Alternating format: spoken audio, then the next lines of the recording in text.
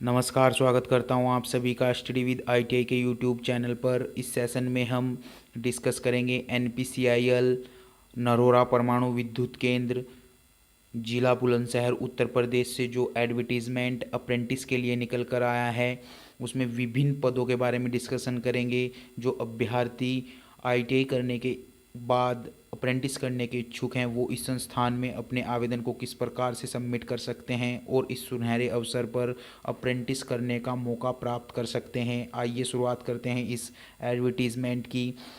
ये advertisement NPCIL Narora परमाणु विद्युत केंद्र की वेबसाइट से भी आप डाउनलोड कर सकते हैं। इसमें किस प्रकार से आपको आवेदन करना है उस पर डिस्कशन करते हैं। इसका जो एडवर्टाइजमेंट नंबर है वो है NAPS/ITI Apprentice/2021/01। देखिए, ये एडवर्टीज़मेंट नंबर है।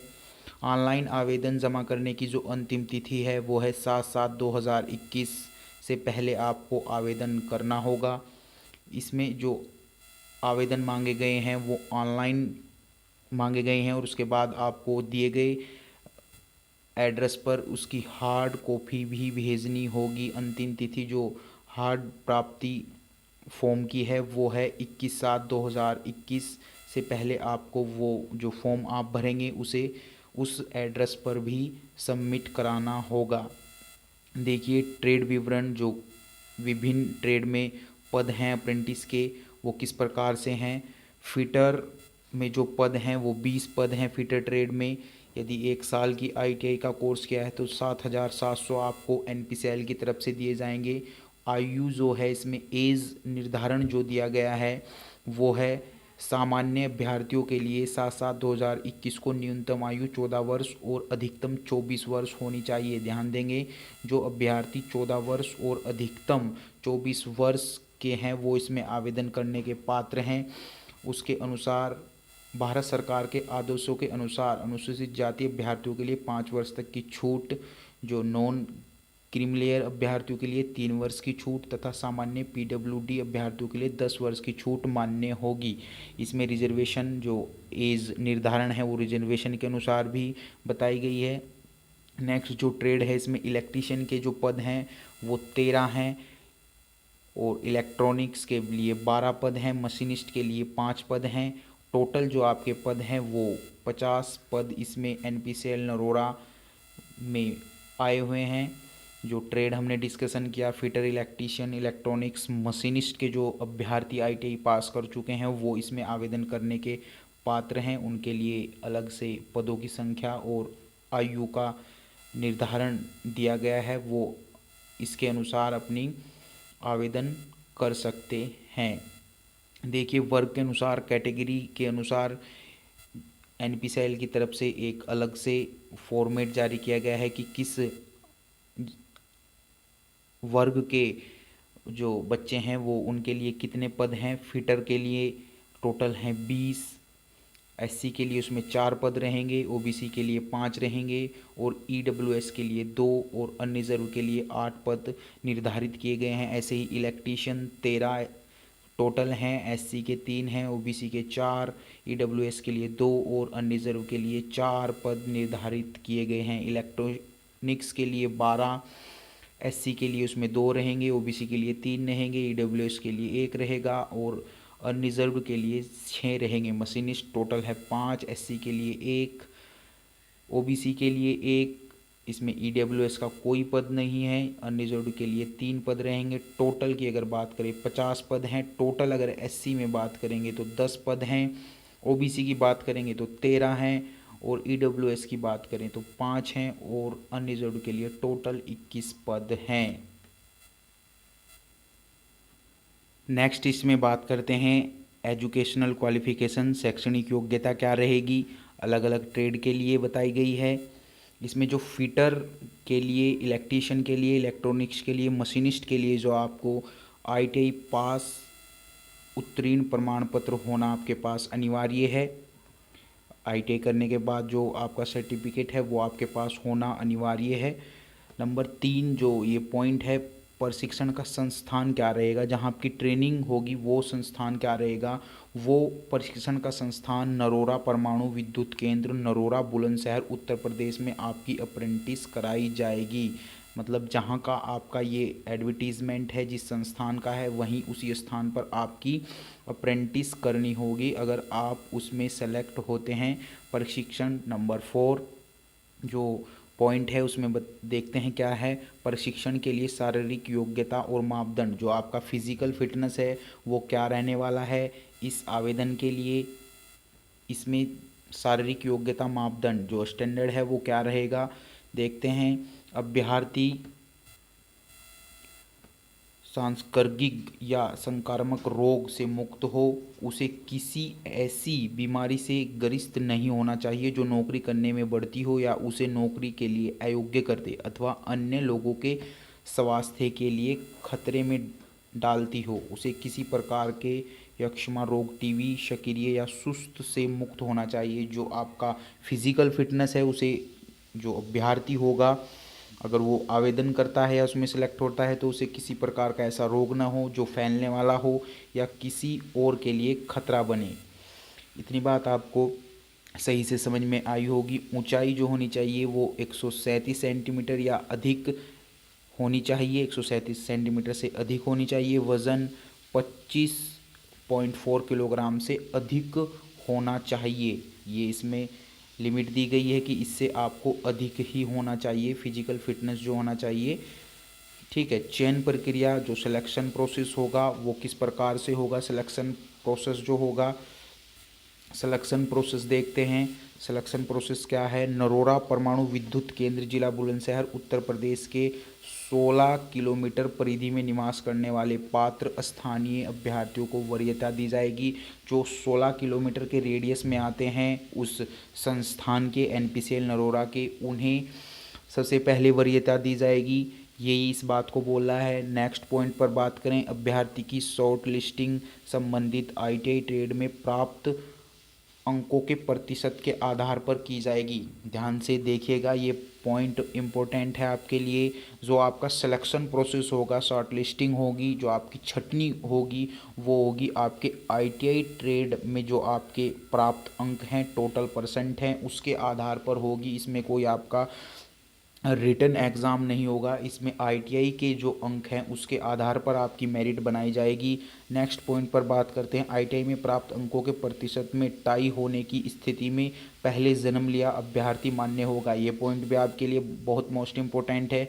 ये कह रहा है कि अगर किसी अभ्यर्थी की परसेंटेज दो समान पाई जाती हैं, दो अभ्यर्थी एक ही परसेंटेज रखते हैं, तो उनका जो सिलेक्शन प्रोसेस है उसकी जन्म तिथि के अनुसार किया जाएगा। जो जन्म तिथि ज़्यादा रखता होगा, मतलब जिसकी एज ज़्यादा होगी, उस सेम परसेंटेज पर सिलेक्शन उसका होगा जिसकी उम्र ज़्यादा होगी।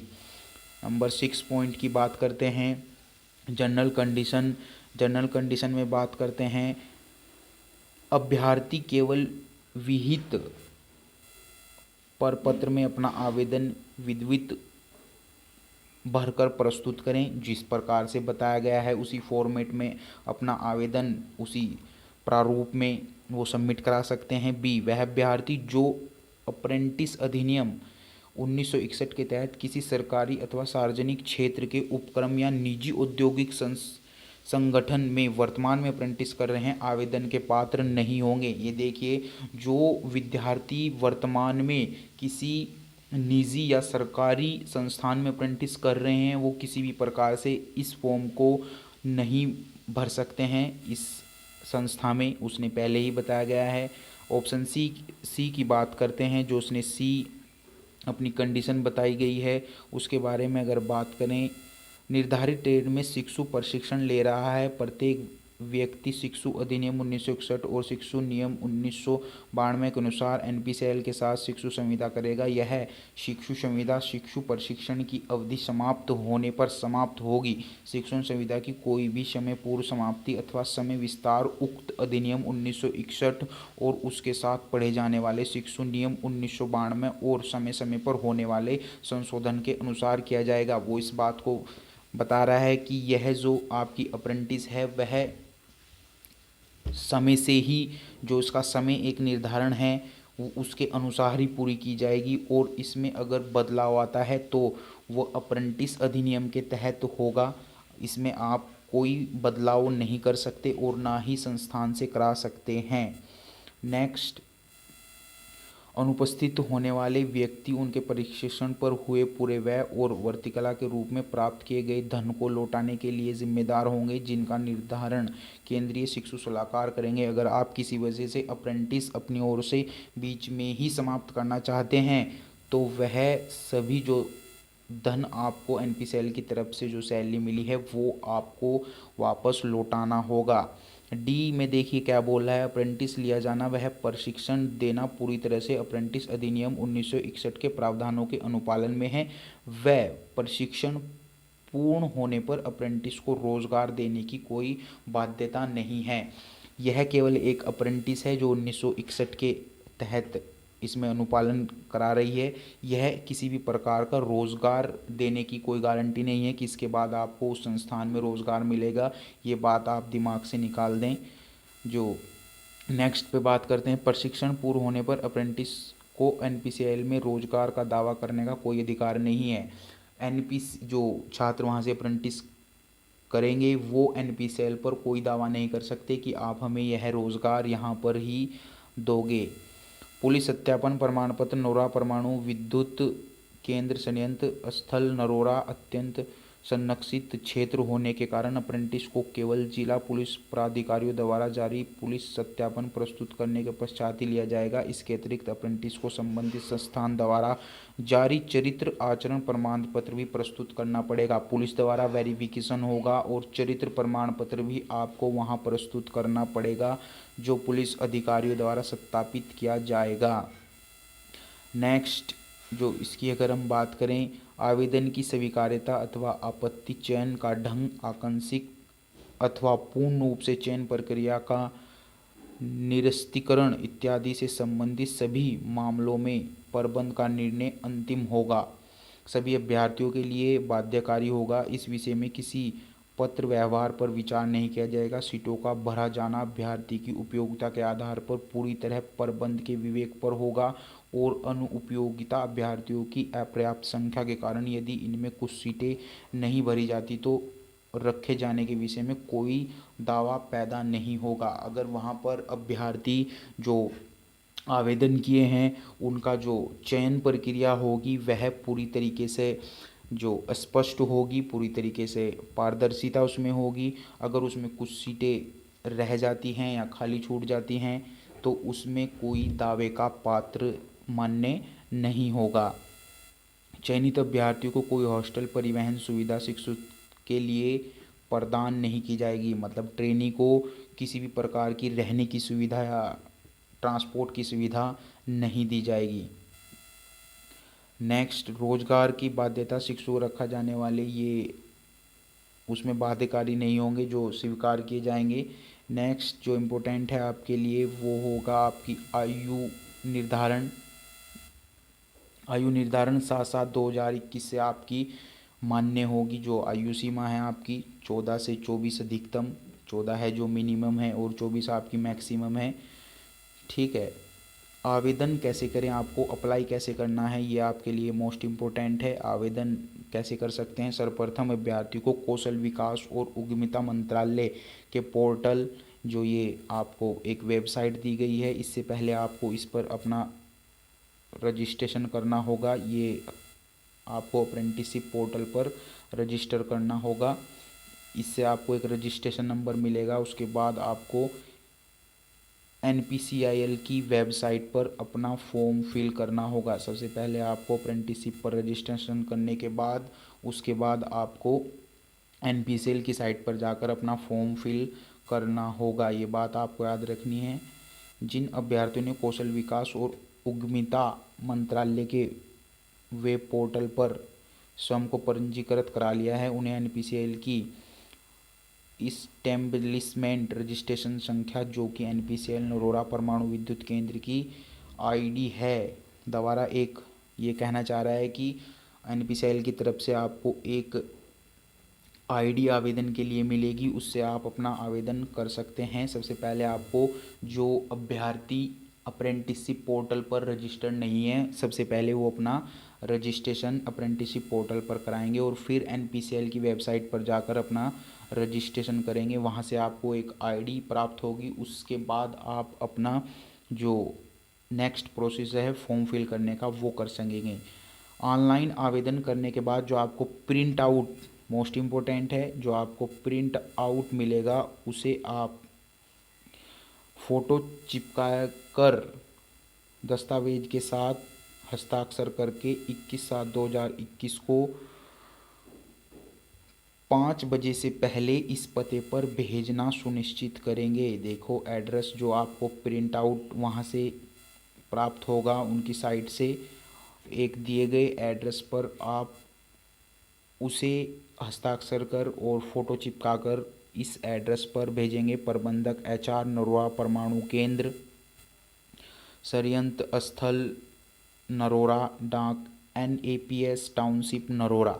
ठीक है, ये आपको एक एड्रेस दिया गया है NPCL की तरफ से, वहाँ आपको हार्ड कॉपी भेजनी है। ये बहुत ही मोस्ट इम्पोर्टेंट है, नहीं तो आपका फॉर्म सबमिट नहीं माना जाएगा। दस्तावेज़ दिए गए हैं, क्या क्या दस्तावेज़ आपको भेजने हैं। जन्मतिथि प्रमाण पत्र, 10वीं का जो मार्कशीट होता है उस पर होता है। शैक्षणिक योग्यता जो आपने 10वीं या 12वीं के बाद ITI किया है। उसके बाद आपका जो ITI प्रमाण पत्र, अंक तालिका अगर सेमेस्टर की है तो सेमेस्टर की आप लगाएंगे। उसके बाद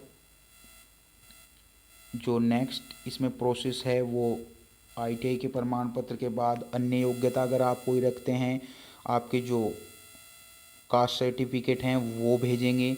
अगर आप आर्थिक कमज़ोर वर्ग से हैं तो वो भी आपको भेजना है। PWD से अगर संबंधित है तो आप वो भी, पुलिस अधिकारी द्वारा सत्यापन आपको भेजना है।